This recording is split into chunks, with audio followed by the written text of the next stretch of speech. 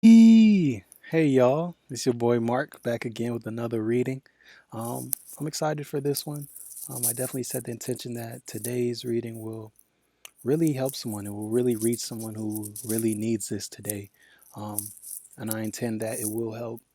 This reading will help someone overcome a block that's really been in the way. Maybe it's something that you've been thinking about or trying to understand, or maybe you've been asking for a way to, create XYZ in your life, but you feel like there's something getting in the way.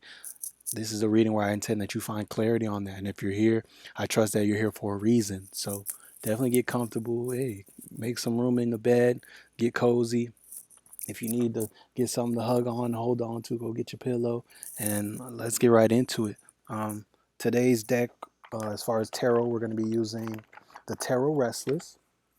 Um, this is my deck that I typically use for shadow work and overcoming, just not overcoming necessarily, but navigating heavier energies and bringing to light some of the things that may be in the shadows, that may be a little dark and hard to get a grasp on.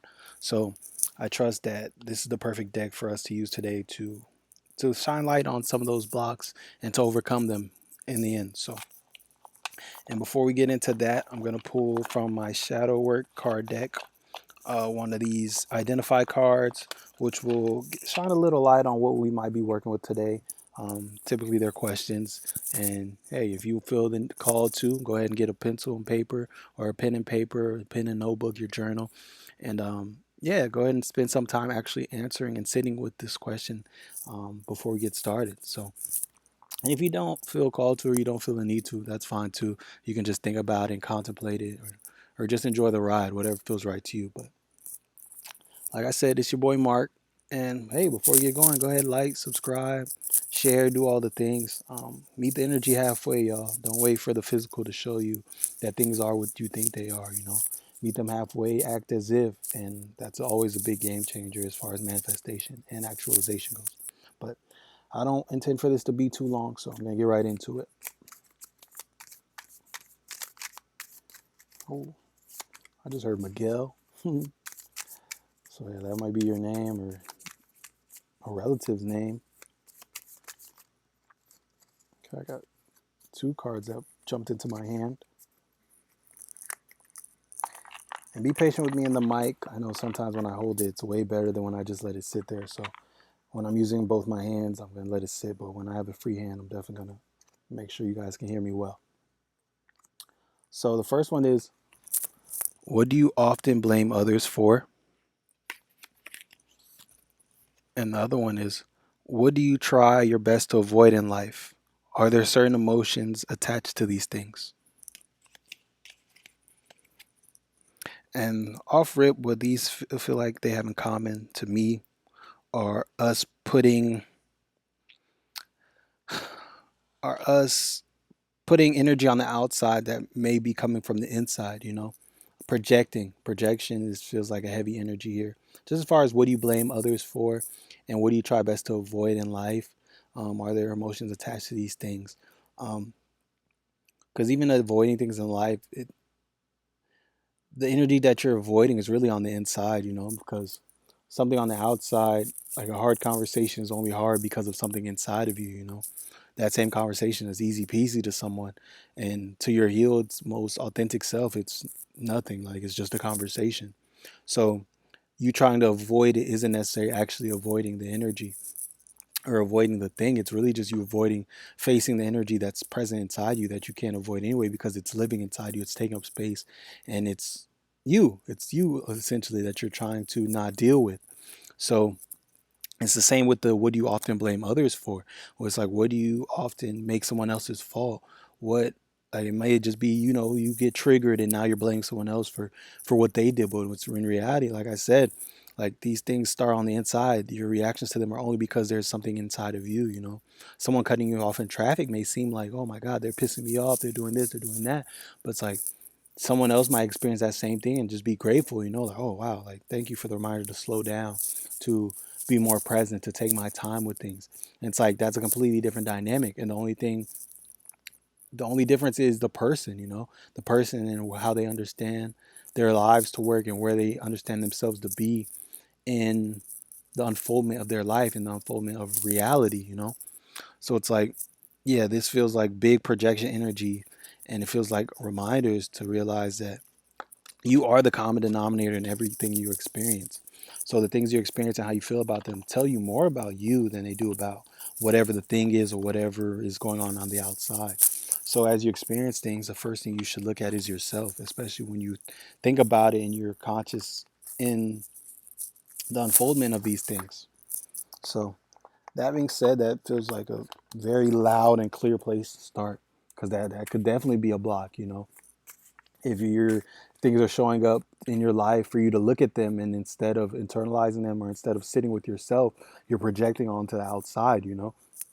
It's like that'll definitely keep you blocked for a very long time, because until you face these things, they'll continue to come up. So yeah, I'm excited. That was a great start, and I feel like we're definitely gonna get some clarity in tarot. So like I said, this is the Tarot Restless. This is one of my favorite decks. I only have a couple decks. I have 3 tarot decks, and yeah, this one is by Winslow Dumaine. And every time I use this deck, the energy just feels so charged.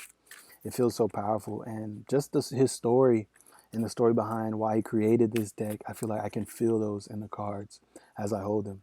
I've told that story a bunch of times on this channel and in general. So if you're curious to know, you can definitely, I think they're all tagged. The Tarot Restless is tagged in every video I use them in. So you can check that way, or you can just look into it. Go to his website. Um, yeah, I'm pretty sure he's a creator out of Chicago. His story is really, really dope and something I resonate with. And in me going to find cards to do more heavier work and shadow work, these were the perfect cards for me. So, oh wow, that's actually wild, because these cards came out. I felt called to use this deck, not even use it, but just pull cards. And I'm not someone who always just pulls cards. So when I feel called to just kind of pull cards and look at them, I do. And these 2 cards came out 2 days ago, and that was the first time I had touched this deck in weeks, maybe over a month, you know. I'm not sure when that last time was. You can check on my page if you care to, but yeah, this card's a little graphic, so I'm going to cover it up a little bit. But the first card is the Hanged Man. As you can see, he's kind of a little exposed. The Hanged Man. And then Knight of Cups. And yeah, for one, Knight of Cups feels like you have an ally that may seem like an unlikely ally. It may seem like someone who's completely different than you. I'm also hearing it might be someone who you feel like is your worst enemy or nemesis. But it's like, and even just being your nemesis, and even if they give you a hard time, they cause you to be triggered all the time, understand that they're helping you see yourself more clearly. They're helping you see your triggers, identify your triggers. They're helping you develop your boundaries, stronger boundaries. They're helping you advocate for yourself. Your response to this nemesis, this arch enemy, this rival, whatever, is helping you become more of yourself and helping you advocate for yourself, which is a very, very valuable lesson. And it's in that learning and in being able to do that that your future wins get to be built upon. You know, that's a super foundation. You know, as you learn when to say no, as you learn when to stand up for yourself, when to, you know, fight for your rights, fight for who you are and your freedom and your sovereignty. Understand that when the next person goes to try it, you know, you've already experienced this and you're like, no, never again. And you know exactly how to stand up for yourself. And it's in you learning how to do that now that allows you to do it later when the stakes are bigger, as these things that you're actualizing for yourself continue to come in. And with the Hangman, this just feels like um you're tying yourself up. You're getting all knotted up in yourself as you continue to try to chase your tail, as you continue to try to create and force these outcomes in your life, when it's like you embodying yourself and you showing up authentically leads to these outcomes on their own. You know, they're not something that you need to chase or make happen. Like I said, it's that visual of chasing your tail. And it's like you're trying to catch it, and you never can catch it. But in that moment where you just sit down and be still for a second and you just kind of be, is when you look over and you realize, wow, your tail's right next to you, and this is the most accessible to you it's ever been. You know, now with you not moving and it, you know, going around and around, you can just pick up your tail. You're like, wow, it's right here. It's always been that accessible to me, you know? And it's like, but you don't get to have that moment until you trust yourself enough and you finally relax and you get that certain level of detachment where it's like, you know what? I'm just gonna chill, like I don't need to chase right now, or I just want to take a break or whatever it is that allows you to disrupt that pattern of chasing and trying to force outcomes in which you just sit for a second. In that sitting and that openness, you realize like, wow, it was always right here. All I had to do was attune to it. All I had to do was realize that it's me, and everything that's for me is a product of me, and all I have to do is be me to accept, to access it, and to come into oneness with it. So, and that feels very important to know as well. And these two things, they might be both tied together, or they might just be two different blocks in someone's life, or it's two different blocks in multiple people's lives, or whatever. But those are very important blocks to realize, because especially with the one about this person who's triggering you, or this person who you feel like is the worst person ever, you want them out of your life. It's like, you can get them out of your life, but understand that the most valuable thing that you're getting from here right now is learning how to deal with these things, how to advocate for yourself, how to be yourself unapologetically, and how to take up space in a way that you deserve to. And through that, you realize that that leads you everywhere, and the things you're trying to create and all the places you want to be. Because I get the feeling that I'm dealing with some real heavy hitters here, people who are destined to do really, really big things, who have big visions. And it's like, you can't be a pushover and successfully get everything that's for you. Without strong boundaries, you're going to fumble a lot of these blessings. When someone comes and pushes you over and wants your money, or someone who doesn't deserve anything from you comes and just asks you for it because, they're your family, or because whatever, they feel like they did so much for you, and now you're giving them things that they don't deserve, things you don't want to give them because you don't know how to say no. Understand that you're going to find yourself right back here. You're going to find yourself right back with your divine inheritance squabbled, with your abundance squabbled. And it's like, at the end of the day, you're just going to be alone to deal with that, because those same people who helped you waste it all, who helped you lose it all, are not going to stick around. They're going to be on to the next thing, taking advantage of the next person, or back to their own lives as they continue to create their lives, because they kept doing what they were doing. They just came and used up your abundance. They destiny swapped with you until you had nothing to swap, and then they went back to their own lives. And so you can't be mad at them at that point, because like, you allowed it to happen. Nobody forced you to. So it's like, that's a major block to overcome, to realize that everything that you're dealing with right now is a part of that unfoldment of this abundance, of unfoldment of your dream life, and the actualization of everything that's for you. Right now, you're learning how to hold it. You're learning how to hold space for it. You're learning how to treat it the way it needs to be treated. And that's the way you need to be treated.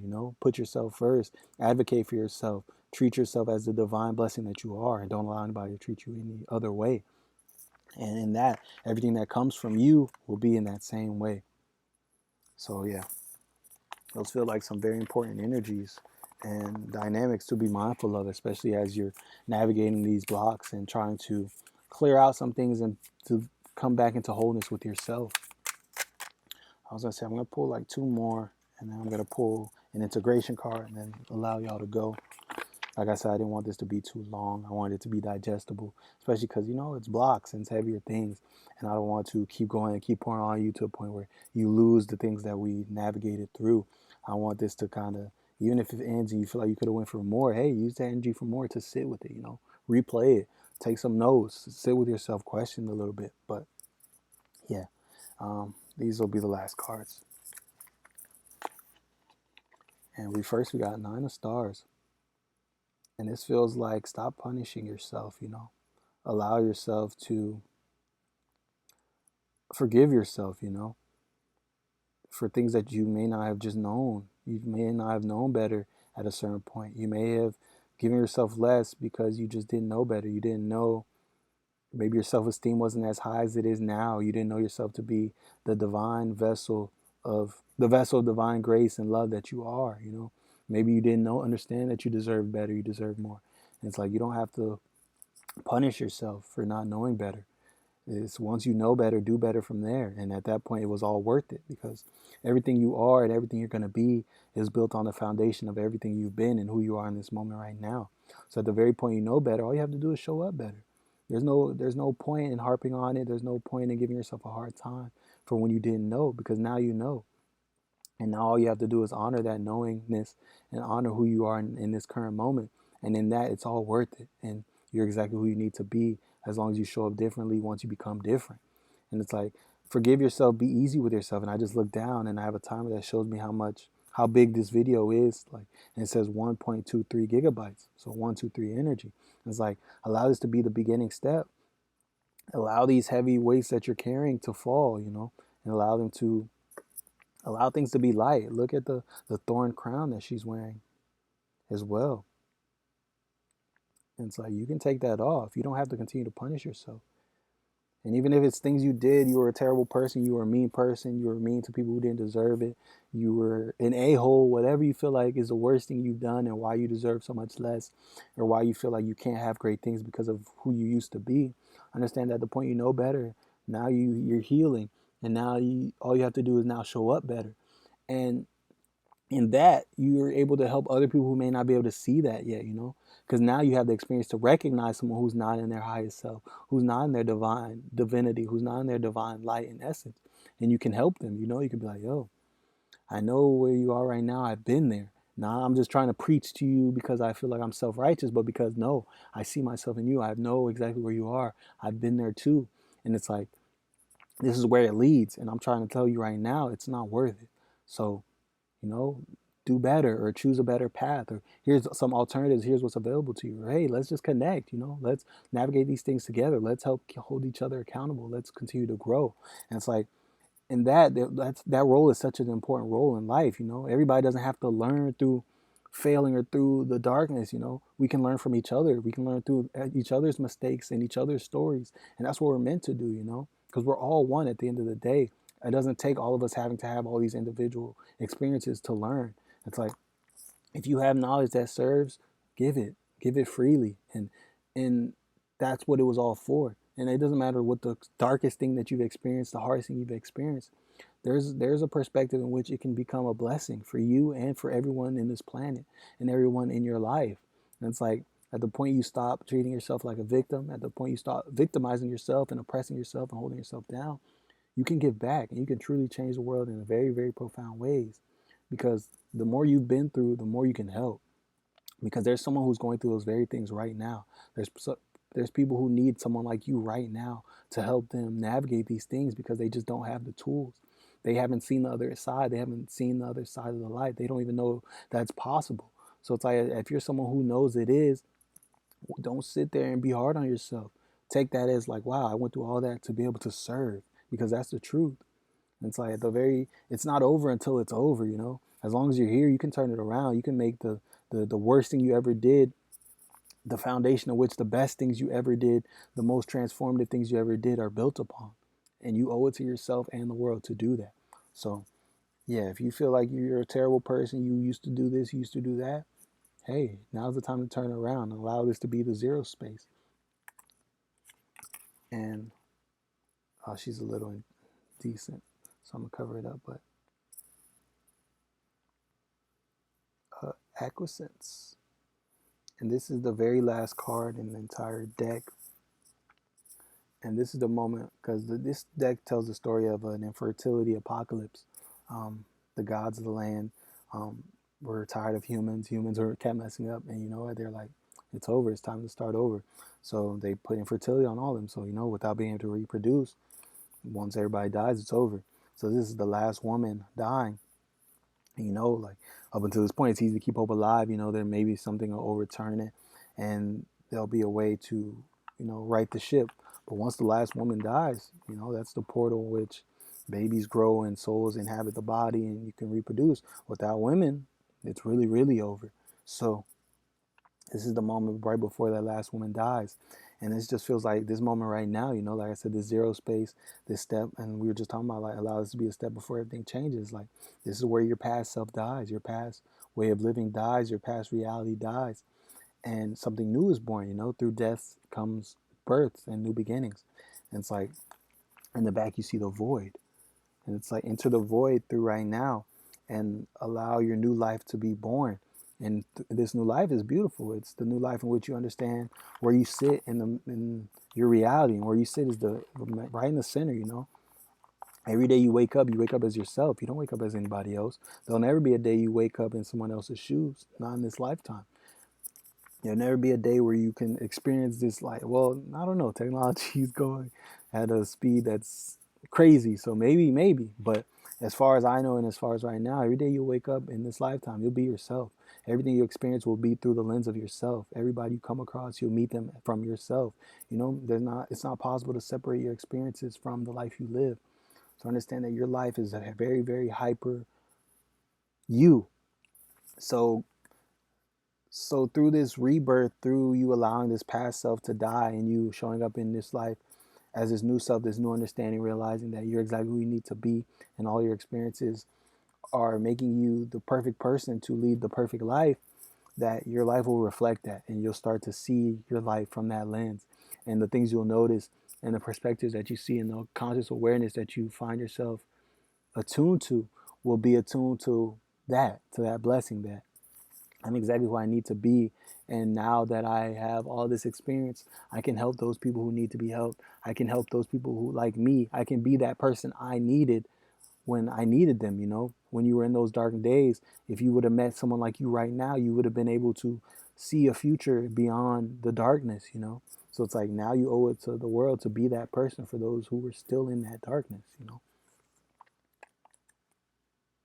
And see, look, these cards also feel that same way. You've got Nine of Wands, and it's like that burning alive. Through that burning is that death of your past self. It's like that nine is right before the 10, right before that completion. It's like this is that step right before, you're burning away that old self. And Thrall of Cups, you see his face is literally falling off. But look where he's standing. He's standing in the water. Look at that darkness behind him. He's in the complete darkness. The moon is behind him. His intuition, he doesn't know where he's going, but he's being led. That moon feels like your guides. It feels like archangels. It feels like your ancestors leading you to everywhere you need to go. And it's like all you have to do is allow this past version of you to shed, and to allow this water in your emotional world to cleanse you and to birth you anew. And it's like, look, everything's black and white, but that color inside. And it's like, look, that mask he's been wearing is falling away, and that real divine self, that the purples and the pinks feel like divine love, feels like a divine presence. And it feels like that's what's behind these masks you've been wearing, is the truth of your divine nature. And it's like, bathe yourself in the river of your emotions, your feelings, by honoring yourself authentically, and understand that you're being helped through this process, and you're shedding away a lot of things. And these blocks are cleared at the point that you recognize them. Now, there's not too much you have to do in forcing them to go away and to forcing yourself to adjust. Once you know better, once you have that conscious awareness, that's the work right there. Because things happen energetically before they happen physically. Physical is the last place things play out. So it's like once you make that energetic shift, that conscious shift, that shift in awareness and perspective, now you just move. And now you keep those things in mind as you come into to contact and interactions with these things, as those things that used to trigger you pop up. How would you like to react to them now that you realize who you are, and you realize that who you are is perfect, and everything you experience is exactly what you need to experience to get to everywhere you need to go? Okay, now this trigger pops up. Now you can recognize, okay, this is a trigger. Why is it triggering me? Where does this trigger come from? Like, what is this actually telling me? It's like, it might just be telling you, like, yo, you don't like this certain thing. You don't like, you're there. It might be telling you, oh, there was a moment in time where something like this happened, and it hurt you. And at that point, it told you that now you couldn't trust yourself, or you couldn't trust other people, or you weren't good enough. So now when you feel it, it feels like that. Like, it feels like someone's telling you you're not good enough, but they're not telling you that. It might just remind you of that moment in which someone told you that, or you felt that way. But it's like, you can heal that version of yourself. You can give yourself that love and be like, I understand. I see that you're triggered. Treat yourself as your own best friend. Like, hey, I see you're triggered. I see how you react to that. I know that didn't feel good, right? It's like, but you're worthy. You're so worthy. It's like, don't, it's like, you don't have to. This is me still talking to me. This is you still talking to you. It's like, you, you're amazing. You're worthy of love. You're worthy of being respected. You're worthy of everything. So it's okay. You don't have to react in that way anymore. You don't have to attack now because you feel, like that fight or flight, because you feel triggered, because you feel like someone's telling you this and that. You're safe. You're absolutely safe. And I love you.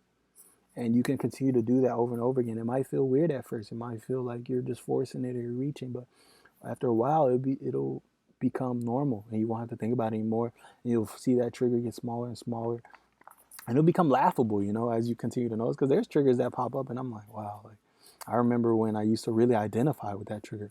I used to really identify with that energy. I used to really feel like I had to fight and defend myself, or I had to over explain, or I had to do any of those things. It's like, we're not doing that anymore.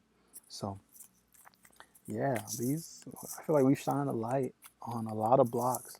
And if all these are your blocks, then hell yeah, allow this to be the moment in which you can face them now.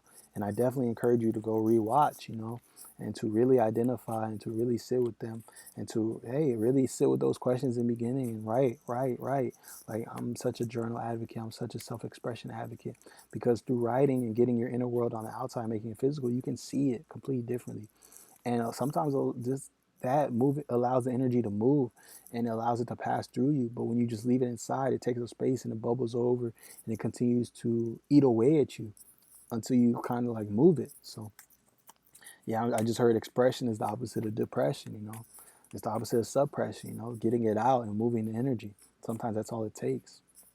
But that being said, I'm going to pull an integrate card to close out the session. Any last things we need to think of, any ways we need to work with this energy moving forward. I hope the audio's been okay. I just remembered that I hadn't been holding it to my mouth too much at all. So I hope you can hear me just fine, and that, yeah, it wasn't too distracting or keeping you from really getting the message, because this felt very important. And I feel like the intention was met. And I know how energy works, and I've been around the block a few times to know that this reading was exactly what it was supposed to be, and it'll reach exactly what it needs to reach, whether that be one person, or a million, or 1,000, or 2 billion, whatever it is. So I love you so much, and thank you for being here, and thank you for continuing to show up for yourself and continue to do the work, because you're making such a big difference in your life and the life of everyone who comes into contact with you as you become more of yourself, your family, your kids, your future families, whatever, wherever you are in your journey, whether you're 90 years old or 15 years old, you're exactly where you need to be. And you continue to consciously do the work is everything. So I love you and I appreciate you if no one else does. And everybody does. We're all one. Even if they can't consciously say it. Trust me, you're appreciated, you're felt, and you're seen.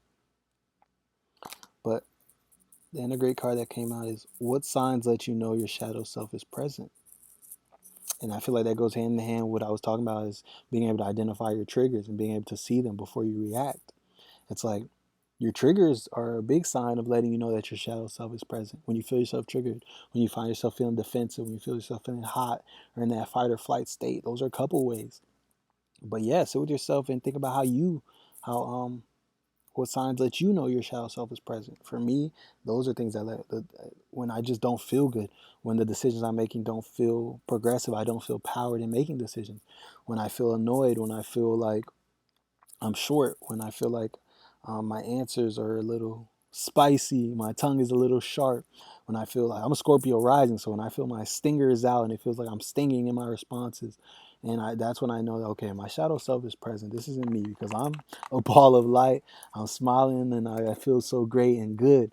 So when I find myself feeling like, damn, like I know when I feel like I'm stinging somebody or I'm responding in a way that's sharp. Like I said, I already answered. Like, I'm trying to kind of change the way I'm saying it, but I feel like I'm this right now.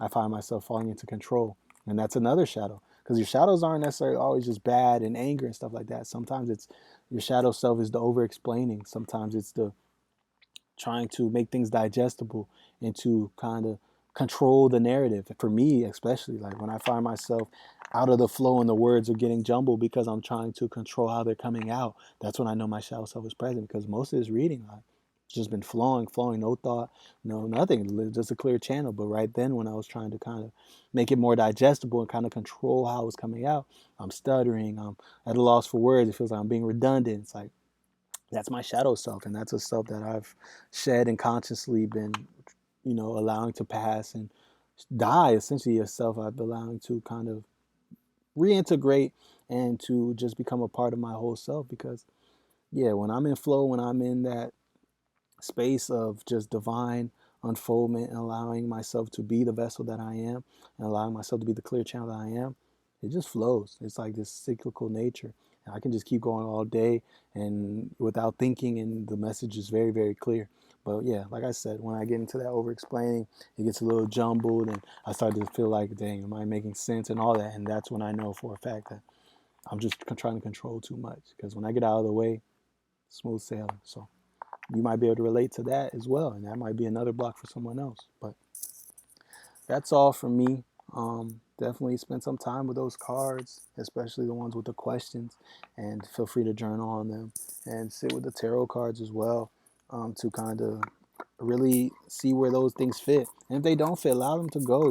Don't force it. If it doesn't apply, let it fly, and just take what resonates. And if nothing resonates, it just wasn't your reading. Maybe you just needed to sit in the energy and learn how to recognize the things as they do come up. Maybe this week or today or tomorrow or next month or so, things will come up in your own life and you'll be able to recognize them because you see, like, okay, these are some ways they show up for this person on YouTube or this person on TikTok or wherever you found me. And it's like, okay, now when they come up for me, I can recognize them and move accordingly. And hey, that's growth in itself, and that's worthy of sitting in the energy for sure. Because like I said, you don't always have to learn these things on your own or through the fire of your own experience. You should be able to learn from someone else's warning, from someone else's journey, especially when you're able to practice empathy, when you're able to really get outside of yourself and to allow yourself to become part of the whole. Because like I said, we are one. That's the truth. So yeah, like I said, I could do this all day, but I'm gonna let you guys go. This is already over at the 31 plus minute mark. And yeah, no matter how much I try to make these things short, the energy is always so big. And I feel like that's me. I feel like my energy is big. The energy I navigate is big and is intense. So yeah, like as long as I set the intention, whatever comes from there, I'll trust is what it's supposed to be. So I love you. If you haven't already, like, share, subscribe. Remember that you are infinite and that you are God in your experience, and you have the ability to remove people from your life. You have the ability to create. You have the responsibility to love your fellow man, your fellow woman, your fellow beings, animals, plants, the planet itself, everything. Um, so yeah, be that God, be God, and yeah, especially for those who don't understand that they're God yet, who still see themselves as separate from the whole grand scheme of things. Um, yeah, you're doing very divine work, and I'm proud of you, and I'm so thankful for you, and I love you. So it's your boy Mark, and I'll see you soon. Keep being easy, keep being love, keep being light, keep being you, because you do it so damn well. I love you. Have a great rest of your day on purpose, and I'll see you around. Peace.